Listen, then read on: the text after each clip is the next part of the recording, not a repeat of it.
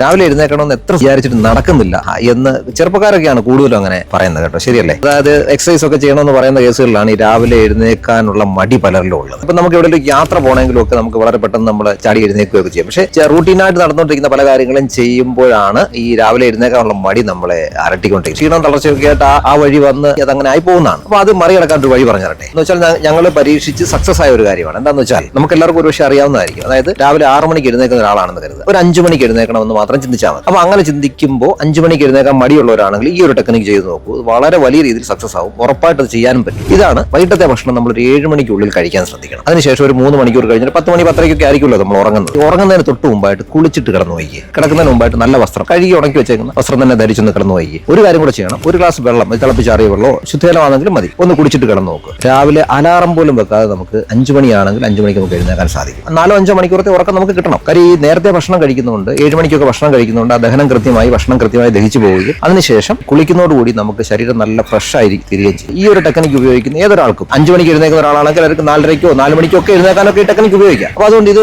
രാവിലെ നേരത്തെ എഴുന്നേക്കണം എന്ന് ആഗ്രഹിക്കുന്ന ആളാണ്, ഇതുവരെ പരീക്ഷിച്ചിട്ട് നടന്നില്ല എങ്കിൽ ഈ ടെക്നിക്ക് ഒന്ന് പരീക്ഷിച്ച് നോക്കിക്കോളൂ. ഇത് 101% സക്സസ് ആണ്. Thank you.